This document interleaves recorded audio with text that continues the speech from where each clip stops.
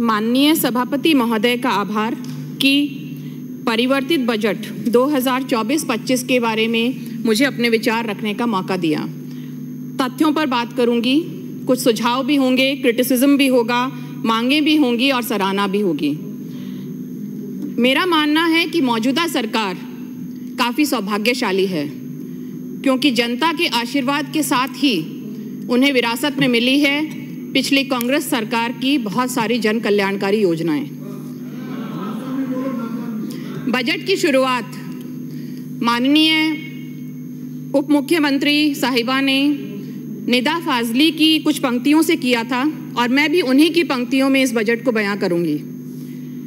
कहीं नहीं कोई सूरज, धुआं धुआं है फजा, खुद अपने आप से बाहर निकल सको तो चलो। यही है जिंदगी, यहाँ माने बजट। यही है जिंदगी, कुछ ख्वाब, चंद उम्मीदें। इन्हीं खिलौनों के साथ तुम भी बहल सको तो चलो। बात करते हैं जल संकट की, तो बिंदु क्रमांक 5 में JJM मिशन का उल्लेख है। क्योंकि मैं राजधानी से सटे चौमू विधानसभा क्षेत्र से आती हूँ, जो कि एक डार्क जोन भी है, वहाँ हम बहुत ही गंभीर जल संकट फेस कर रहे हैं। JJM के अंतर्गत इस वर्ष 15,000 करोड़ व्यय कर 25 लाख ग्रामीण घरों में नल से जल पहुंचाने का लक्ष्य है, पर कहीं भी सरकार ने ये स्पष्ट नहीं किया कि यह योजना 31 मार्च 2024 को ही पूर्ण हो चुकी है और उस तारीख के बाद केंद्र सरकार की ओर से फर्दर वर्क ऑर्डर्स पे रोक लगी हुई है। गति की बात की जाती है, पर केंद्र में बीजेपी सरकार होने के बावजूद भी हमारी राज्य सरकार को कोई एक्सटेंशन नहीं मिल पा रहा है। बहुत सारी जगह ट्यूबवेल और OHSR के लिए लैंड अलोकेट नहीं हुई है। बात करें अमृत 2 योजना और बिसलपुर योजना की, तो मेरे विधानसभा क्षेत्र को इससे वंचित रखा गया है। जैसा कि मैंने कहा, हम बहुत ही गंभीर जल संकट से गुजर रहे हैं, तो मेरा सरकार से निवेदन है कि हमारे लिए भी कोई ऐसी योजना प्रस्तावित की जाए। मेरी राय है कि जल शक्ति योजना जैसी उच्च एक्सपर्ट्स द्वारा तैयार रेन वाटर हार्वेस्टिंग प्रपोजल्स को सीरियसली इम्प्लीमेंट करने की दिशा में विचार किया जाए।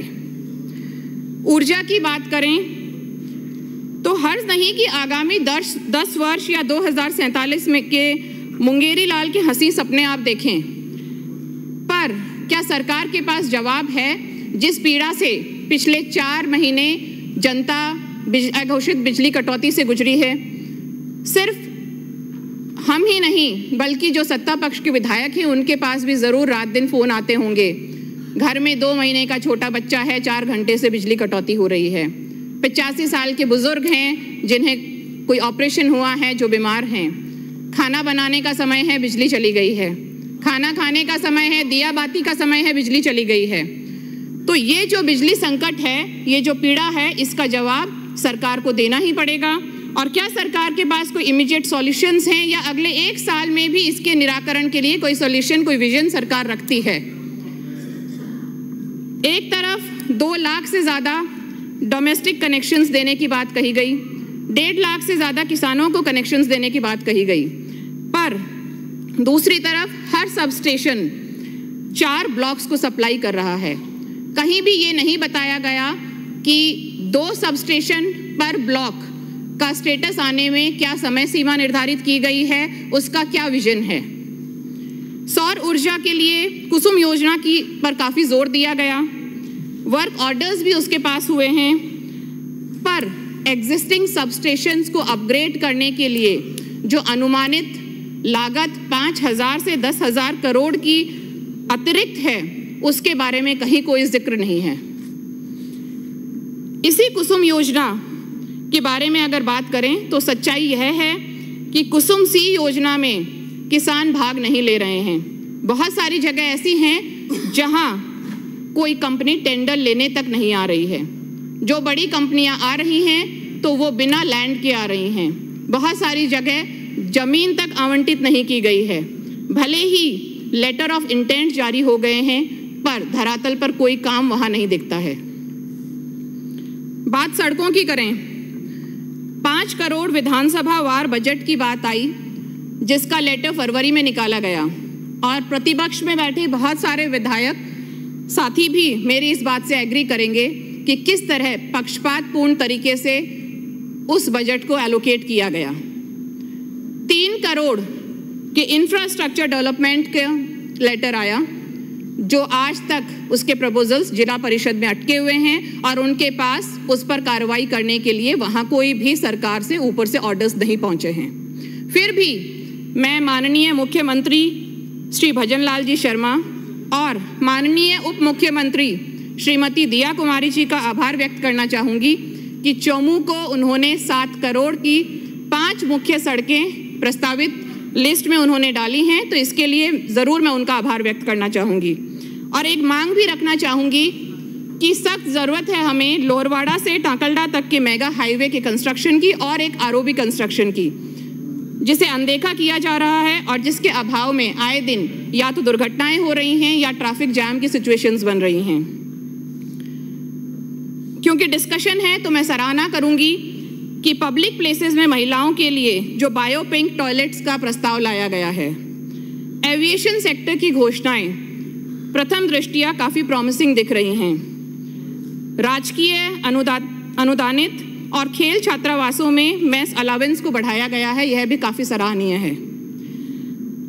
श्रद्धा की बात पर आएँ तो खाटू श्याम जी मंदिर के भव्यता प्रदान करने के लिए 100 करोड़ का एक बड़ा बजट प्रस्तावित है, पर मुझे बहुत ही निराशा के साथ कहना पड़ रहा है कि शेखावाटी के सालासर जी मंदिर और मेरे चौमू क्षेत्र में सामोद बालाजी महाराज का मंदिर, जो एक पर्यटन स्थली भी है, उसका नाम कहीं भी कोई लिस्ट में प्रस्तावित नहीं है। इसे वंचित रखा गया है कोई भी बजट से। तो मैं सरकार से मांग करती हूँ कि इस पर भी विचार किया जाए और हमारे नाम भी कुछ बजट हमारे बालाजी महाराज के मंदिर के नाम अलॉट किया जाए। बिंदु क्रमांक 59 बहुत ही इंटरेस्टिंग है और इसमें बहुत ही सहजता से लिखा गया है कि गुरु शिष्य संबंध की परंपरा को पुनः स्थापित करने के लिए और उच्च शिक्षा के स्तर को सुधारने के लिए विश्वविद्यालयों के कुलपतियों को कुल गुरु की पदवी दी जाएगी। कितनी सहजता से शिक्षा का स्तर सुधार दिया।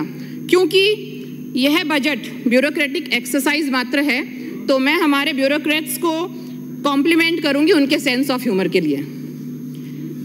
चिकित्सा और स्वास्थ्य की बात करें, बीइंग ए डॉक्टर मुझे लगता है एक हैंडसम अमाउंट ऑफ बजट इस क्षेत्र को दिया गया है, जो एक सकारात्मक संकेत है, पर कहीं ना कहीं अनियोजित तरीके से दिया गया है। कांग्रेस सरकार की चिरंजीवी योजना का नाम परिवर्तन कर दिया गया, पर कहीं भी कोई कमेंट नहीं है कि प्रति परिवार 5 लाख या 25 लाख का कवर दिया जाएगा। मुख्यमंत्री आयुष्मान आरोग्य योजना में कैंसर के लिए आईपीडी और डे केयर पैकेजेस का प्रावधान दिया गया है, पर मैं आपको बताऊं यहाँ पर कि ये पैकेजेस पहले से एग्जिस्ट करते हैं। प्राइवेट सेक्टर के एम्पैनलमेंट में रिलैक्सेशन का एक अच्छा कदम उठाया गया है। पैकेज रेट्स को रैशनलाइज करने का विचार रखा गया है। मेरी राय है कि प्राइवेट सेक्टर्स को ऐसी रेट्स दी जाएं कि वो सर्वाइवेबल हों और प्राइवेट सेक्टर खुद इंटरेस्टेड रहे। माँ वाउचर योजना में गर्भवती महिलाओं के प्रसव पूर्व जांच हेतु प्रस्ताव रखा गया है, पर उसमें प्राइवेट सेक्टर शामिल होगा या नहीं, उसमें बड़ी जांचें शामिल होंगी या नहीं, इसका कहीं भी प्रस्ताव नहीं रखा गया। बहुत निराशा हुई ये जानकर कि महिला प्रसव पैकेज को प्राइवेट सेक्टर से नहीं जोड़ा गया है। महिला के लिए चाइल्ड बर्थ जीवन के सबसे सुखद पलों में से होता है, तो मेरी सरकार से मांग है कि इसे जरूर कंसिडर किया जाए और डिलीवरी पैकेजेस को इसमें शामिल किया जाए। समय पीडियाट्रिक पैकेज